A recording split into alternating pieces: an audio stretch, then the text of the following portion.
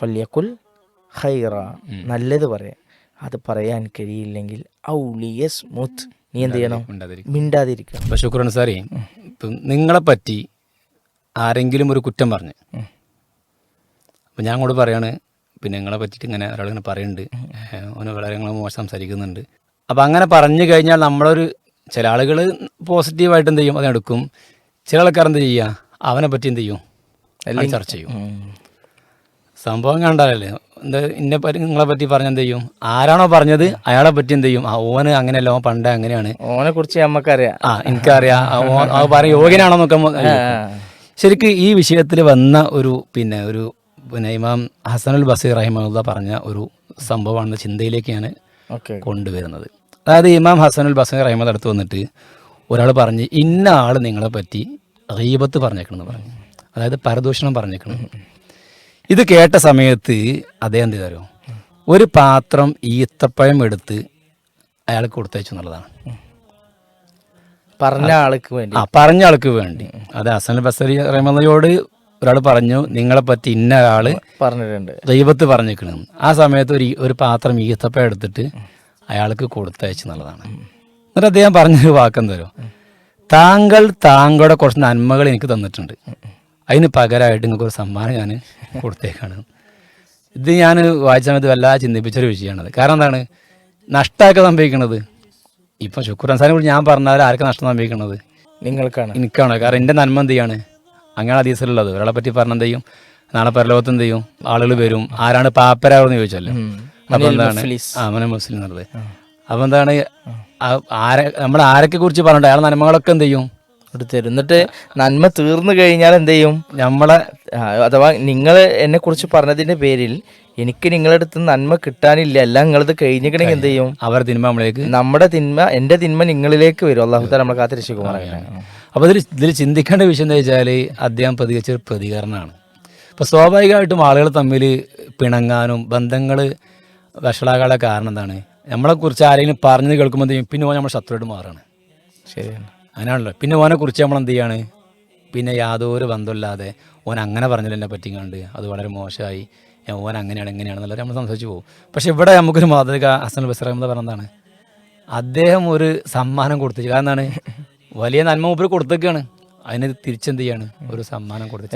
2-3 കാര്യങ്ങളാണ്. ഒന്നെന്താണ്, മറ്റുള്ളവർ നമ്മളെക്കുറിച്ച് പറയുമ്പോൾ നമ്മുടെ നിലപാട് എന്തായിരിക്കണം എന്നുള്ളതാണ്. അത് ഒന്ന് നമ്മൾ ശ്രദ്ധിക്കേണ്ട. അതിൽ അബദ്ധം വരും എങ്ങനെയാണെന്ന് വെച്ചാൽ, നമ്മളോട് വന്ന് പറയുന്ന ആൾ ചിലപ്പോൾ ഒരു കറക്റ്റ് ഇല്ലാത്ത അഥവാ ശരിയല്ലാത്ത കാര്യമായിരിക്കും, മറ്റാൾ പറഞ്ഞിട്ട് പോലും ഉണ്ടാവില്ല.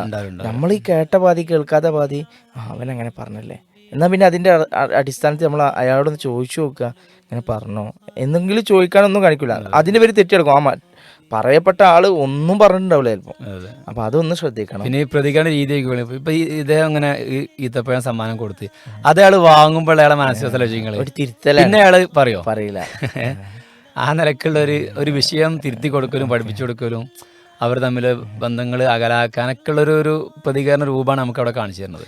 പിന്നെ നമ്മൾ ഓർമ്മിക്കേണ്ട, മൂപ്പരങ്ങനെ പറഞ്ഞിട്ടുണ്ടാവില്ല, അങ്ങനെ പറഞ്ഞിട്ടുണ്ടാവില്ല, ഇങ്ങനെ ആയിരിക്കും പറഞ്ഞിട്ടുണ്ടാവുക. അങ്ങനെ നമ്മൾ പോസിറ്റീവായിട്ട് ചിന്തിക്കുക. അപ്പോൾ നമുക്ക് കുറേ സമാധാനം ഉണ്ടാവും. ആലോചിച്ച് നോക്കി, ഹസനുൽ ബസരിക്ക് ഈത്തപ്പഴം കൊടുത്തയക്കുമ്പോൾ ഉള്ളത് മനസ്സിൽ സന്തോഷവും ആഹ്ലാദവുമാണ്. എന്താണ് സംഭവം, എനിക്ക് കുറേ നന്മ കിട്ടി, അയാളെ തിരുത്താൻ കഴിഞ്ഞതാണ്. നേരെ മറിച്ച് ഹസനുൽ ബസരി റഹിമഹുല്ലാ അവിടെ എന്ത് ചെയ്യാണ്, അവൻ എന്നെ അങ്ങനെ പറഞ്ഞു, എത്ര നമ്മൾ മനസ്സ് എത്ര പ്രയാസപ്പെടും, അതും അങ്ങനെ ആലോചിക്കും. എന്നിട്ടോ അവസാനം അവനേറ്റ് മിണ്ടാതാവും, അവനെ കാണുമ്പോഴൊക്കെ ഇത് ഓർമ്മ വരും. ഈ ഒരു വിഷയമില്ല. അപ്പം നമ്മൾ ഒന്ന് ശ്രദ്ധിക്കേണ്ട, ആളുകളെ കുറിച്ച് നല്ലത് പറയാം.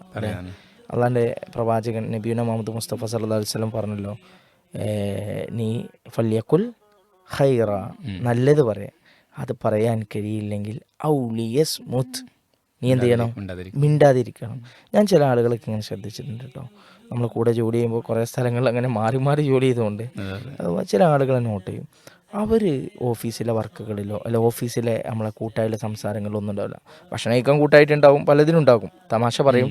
പക്ഷേ നമ്മളെ ബന്ധപ്പെട്ട എന്തെങ്കിലുമൊക്കെ ഇതുപോലെയുള്ള സംസാരങ്ങളോ എന്തെങ്കിലും സ്ഥാപനത്തിൻ്റെ സംസാരങ്ങളൊക്കെ വരുമ്പോൾ അവരിങ്ങനെ ഒഴിഞ്ഞു പോകും, അതിൽ അഭിപ്രായം പറയാൻ അവർ വരില്ല. അവർ എത്ര ഭാഗ്യവാന്മാരാണ്. നമ്മൾ മറ്റേതാവും.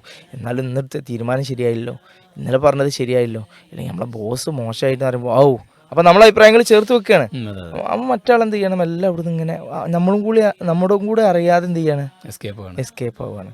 അപ്പം അത് വലിയ ആൾക്കാർ കൂടുതലാണ് സംസാരങ്ങൾ നമ്മളറിയാതെ ഈ പരദൂഷണത്തേക്ക് എത്തിപ്പെടാനുള്ള ഒരു സന്ദർഭം അതാണ്. അത്തരം സന്ദർഭങ്ങൾ എണീച്ച് പോകാന്നുള്ളതാണ്. നമ്മൾ നോർമൽ സംസാരിച്ചുകൊണ്ടിരിക്കുകയാണ്, അപ്പോഴായിരിക്കും ആരെങ്കിലുമൊക്കെ ആ സംസാരത്തിൽ കടന്നു വരിക.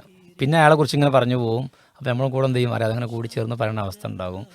അപ്പോൾ ഇതിൽ വലിയൊരു വിഷയം എന്നുള്ളത് നമ്മളെ നാവ് കൊണ്ടുണ്ടാകുന്ന ഏറ്റവും വലിയ വിപത്താണ് ഇവിടെ സൂചിപ്പിച്ചിട്ടുള്ളത്. പരദൂഷണം എന്നുള്ളൊരു വിഷയത്തിലാണ് ഹസൻ ബസറി റഹിമഹുല്ലാഹയുടെ ആ സംസാരം അവിടെ നമുക്ക്. അവസാനം ഒരു കാര്യം കൂടി ചേർത്ത് വെക്കാവുന്നു.